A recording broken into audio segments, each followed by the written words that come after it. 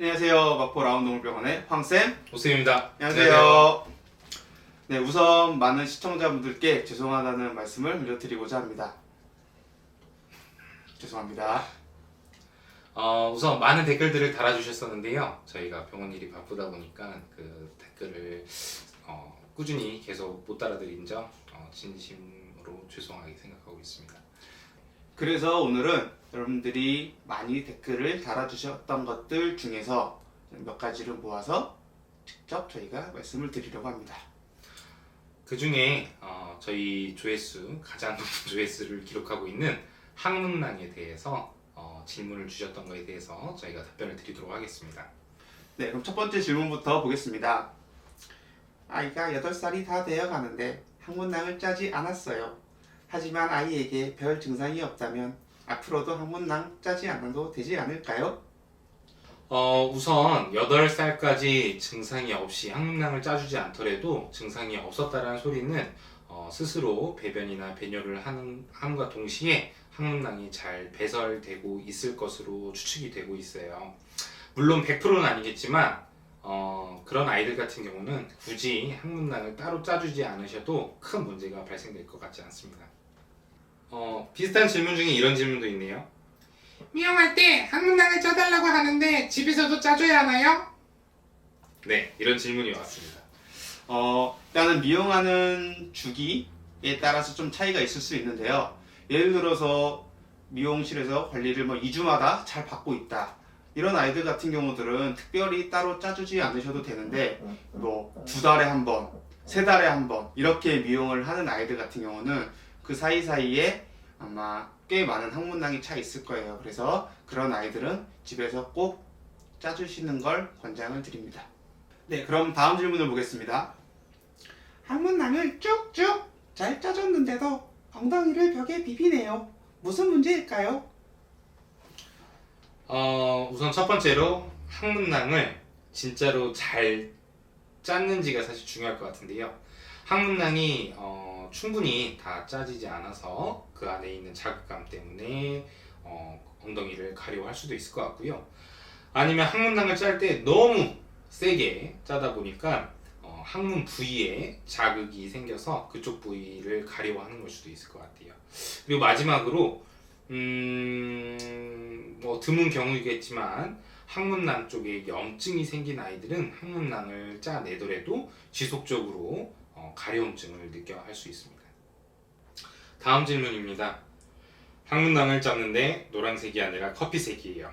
그리고 가끔은 녹색으로 나와요. 혹시 큰 문제가 있는 건가요? 라는 질문이 또 왔네요.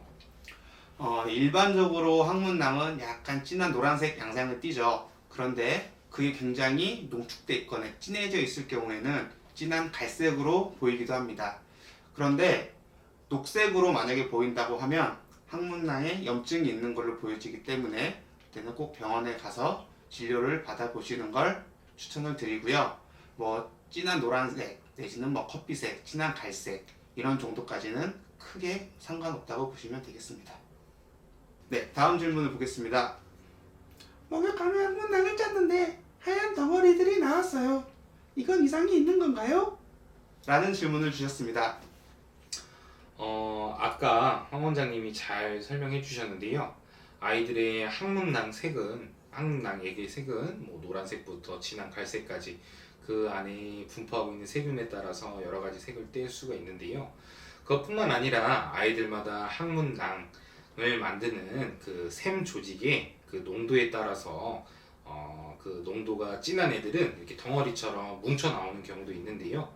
극히 정상적인 모양이니까 크게 걱정하지 않으셔도 될 것 같습니다. 다음 질문입니다. 괜히 항문낭을 짜다 파열 혹은 염증이 생겨 문제가 생길 수 있다고 하는데 사실인가요? 걱정돼서 못 자겠어요. 라는 질문이 왔네요. 일반적으로 항문낭을 짤 때는 어느 정도의 힘이 필요로 합니다. 그리고 어느 정도 깊이 잡아야 항문낭을 만질 수가 있고요. 근데 항문낭을 잡고 손으로 짰는데 항문낭이 터진다 라고 하는 거는 거의 타노스급 정도의 힘이 되지 않는 한 그게 터질 일은 없으니까 본인이 나는 타노스보다 힘이 세 라고 하시는 분들은 짜주시면 안 되겠지만 그러지 않으신 분들은 아무리 힘껏 짜준다고 해도 항문낭이 터지는 일은 없습니다. 그런데 항문낭 부위를 잘못 잡아서 엄한 곳을 잡고 세게 눌렀을 경우에는 그쪽 조직이 파열될 수는 있겠지만 정확히 항문낭을 만져서 짜신다면 그런 문제는 없으니 걱정 안 하셔도 되겠습니다. 네, 다음 질문입니다. 항문낭을 짤 때 혹시 아이가 아파하나요? 시원한가요? 라는 질문을 주셨습니다. 네, 이거는 제가 강아지가 아니라서 제가 개가 아니기 때문에 정확히 알 수는 없습니다. 하지만 제가 경험상으로 비추어 봤을 때 강아지들은 항문낭을 짤 때 약간의 통증을 느껴 하는 것 같아요. 그래서 굉장히 싫어하는 모습도 많이 보이고 아파하는 모습도 보이는 경우가 있습니다.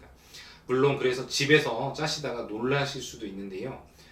그렇게 약간의 통증을 수반하는 것은 정상적인 행동입니다. 그래서 너무 걱정 안 하시고 쭉쭉 짜주시면 될 것 같습니다. 네, 다음 질문입니다. 항문낭을 짜면 짤수록 냄새가 사라지나요? 냄새가 헬이라서 괴롭네요.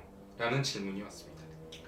네, 항문낭은 원래는 자기의 영역을 표시하기 위해 분비물처럼 나오는 그러한 샘 조직이기 때문에 냄새가 나는 건 당연하고요. 아무리 짜준다고 한들 그 냄새가 옅어지거나 사라지거나 하지는 않습니다. 그래서 항문낭을 짜고 나서 냄새가 나는 건 어쩔 수가 없고요. 그쪽에 항문낭 짠 부위에 냄새가 좀 덜 나게 향수나 이런 미스트 같은 제품들이 시중에 많이 나오고 있으니까 짜고 나서 그런 것들로 뿌려주시면 아마 냄새가 훨씬 덜해질 것 같습니다. 네, 다음 질문입니다. 어느 날부터 항문낭 냄새가 줄어들었어요. 왜 그런 건가요? 라고 질문하셨습니다. 아까 제가 앞선 질문에도 답변을 드렸었는데요. 항문낭에게는 정상적으로 세균이 자라고 있어요. 그 세균에 따라서 약간의 냄새 차이 아니면 아이가 만드는 우리 사람도 채취가 다 다르듯이 얘네들도 샘조직에서 만드는 그 냄새가 조금씩 다 차이가 있을 수 있는데요. 이런 것들에 의한 차이 때문에 냄새가 더 심해지거나 아니면 좀 줄어들거나 아니면 변하거나 이런 증상이 있을 수 있는데 이건 극히 정상적인 증상들입니다. 너무 걱정 안 하셔도 될 것 같습니다.